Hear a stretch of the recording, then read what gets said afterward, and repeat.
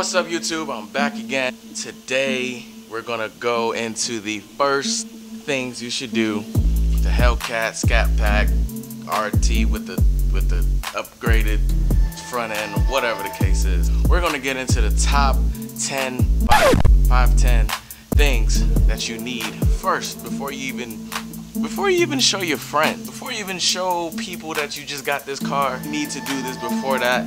If not, your car is probably not gonna be looking good and they're gonna look at you like, why did you buy that? You should have bought a Prius. So keep it locked and we're gonna keep it moving.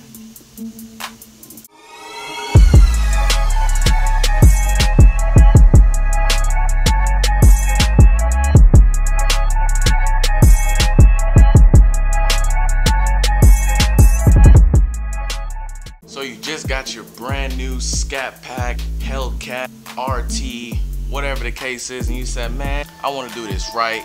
All my other cars I messed up. I want to do this right. Well, luckily for you, you already started off on the right foot because you didn't buy a Mustang GT or a 350, whatever those other things are called.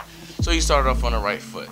So we're gonna get right into this and start off with the first thing you should do when buying any Mopar. So you get home, you park your baby in the garage, and you just sit and you just look at her and admire her beauty, but you left the splitter guards on. So the first thing you should do is crawl your ass under the car and take this off. This is absolutely the first thing that needs to go. I don't care how you think it looks, because it's yellow, or yours could come red, purple, whatever color it is. Take these off and put them in the trash. And then leave it. And then you're left with a clean, beautiful front end that all would admire, and you don't look like you got a banana on your front bumper. First thing you should do, before you even show people, don't even post pictures yet, because all it's gonna do is people gonna think you're stupid, and you're not stupid. You bought a Mopar, a smart man or woman that deserves the respect that comes with the badge of honor, which is Mopar. Mopower, baby, Mopower. So the absolute positive second thing that you need to do when buying any Mopar car by far is to get an oil catch can or oil separator of any sort or any brand. This thing is a must for any Mopar, any Hemi engine. It stops all that oil blowback from the valves that go through your intake and try to get into your intake manifold. These things catch that excess oil and keep them in a safe place where they don't harm your motor. This oil catch can, definite must. It protects the longevity of your car, and plus you don't want all that blowback going into your intake manifold. You know, all those fallen Mustang soles, the Camaro soles, and the tuner guys that you've already gapped, took them to Gapplebees. You don't want them, you know, coming back and haunting, putting bad juju on your motor. So, second thing is definitely an oil catch can. It takes about 30 minutes, a 6-pack of beer to install, and then it's kind of set it and forget it. Put it in there, and you let it do what it does, and your motor's not gonna blow up due to gunk and all that oil stuck in your intake manifold that's preventing you from gapping faster Mustangs and faster Camaros. So we don't want that, so just get you that and call it a day. This will also be your neighbor's completely favorite mod. They love mid-muffler deletes. They come over and tell me all the time how much they love the new sound of my car. Trust me, I'm not lying. Promise.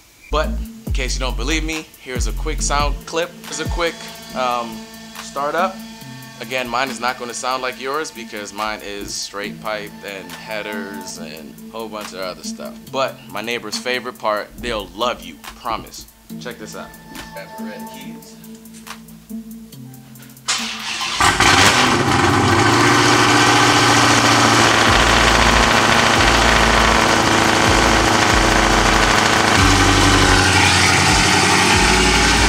Like I said, your neighbors are going to love you.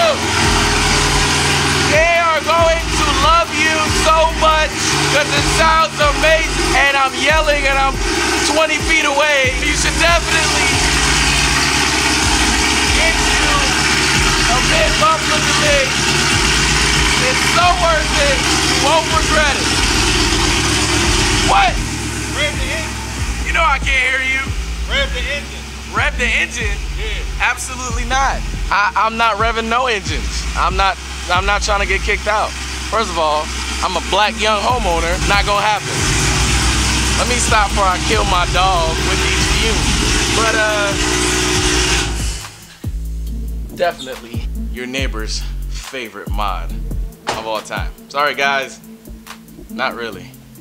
Guys, you got your splitter guards, your front guards off, you got your catch can, you got your mid muffler delete. The next thing you're gonna do is debass the car.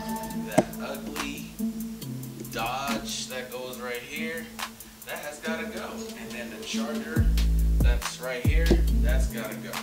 Another free mod that'll give you the rear of your car an extremely clean look, and just leave your badge, whether it be a SRT Hellcat or it be a Scat pack, RT, whatever your badge is. This really opens up the look. So that's number 4. For number 5, obviously get you a wicker bill.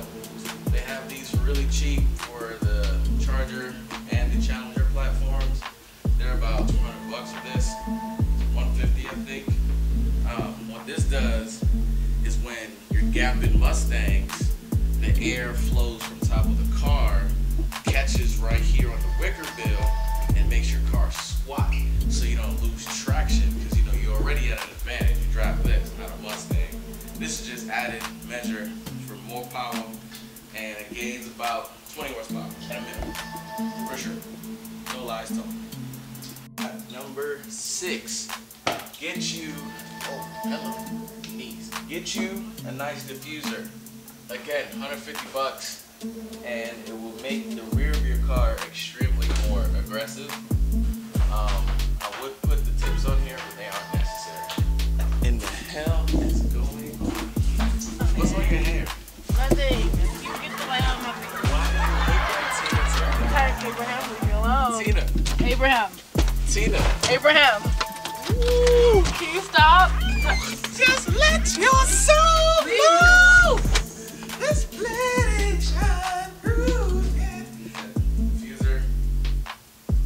So now you're back. This has that clean look of a modded car. You don't have to get the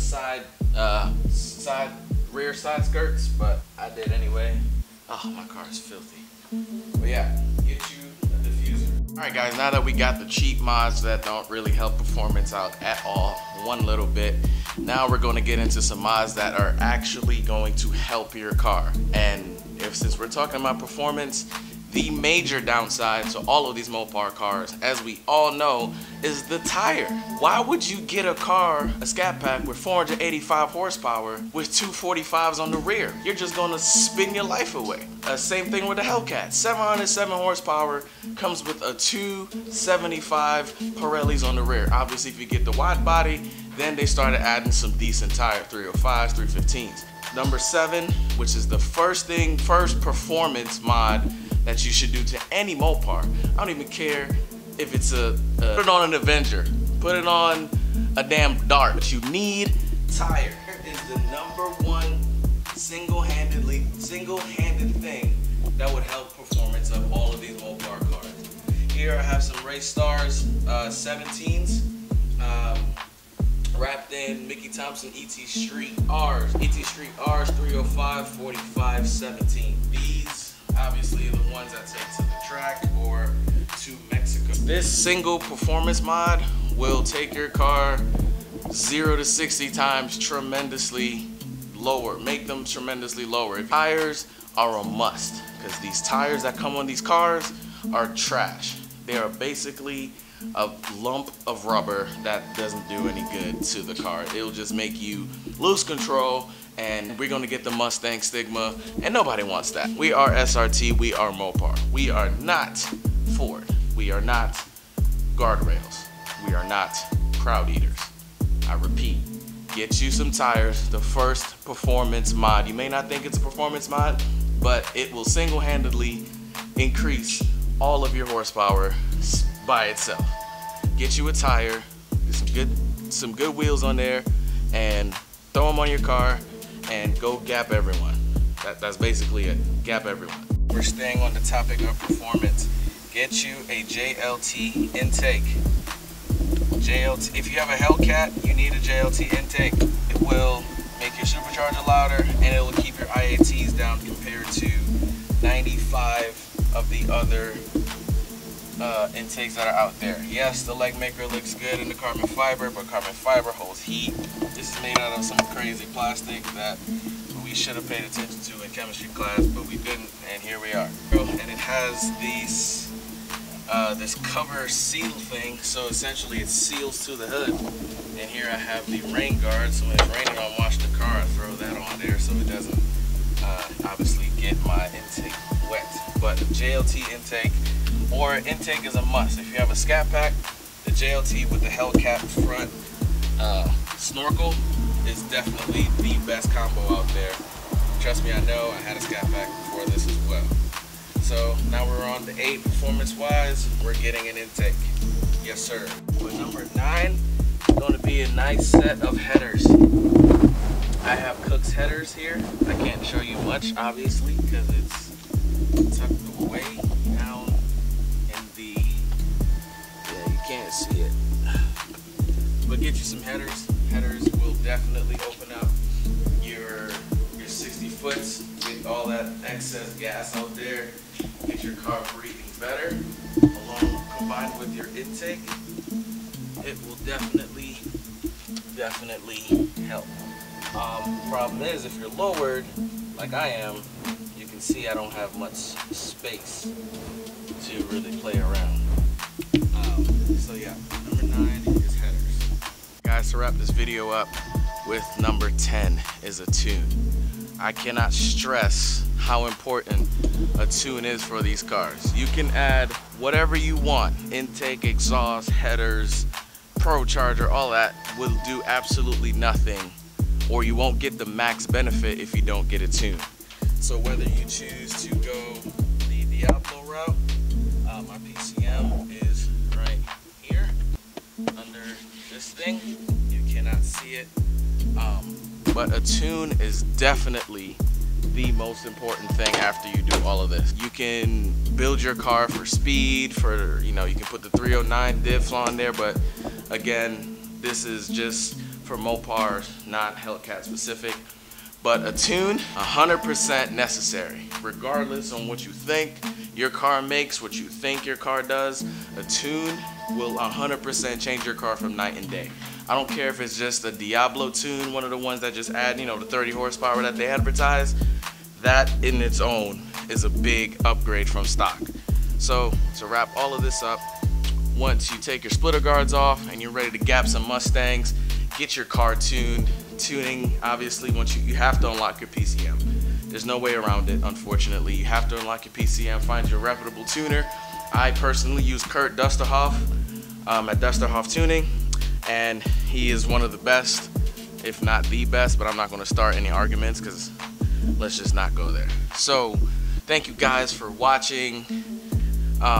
Make sure you smash that like button, subscribe, share the video, and all of your friends with new Mopars have to see this so they don't drive pulling up to the car shows and car meets with the yellow splitter guards on, no diffuser, and thinking they're really doing something.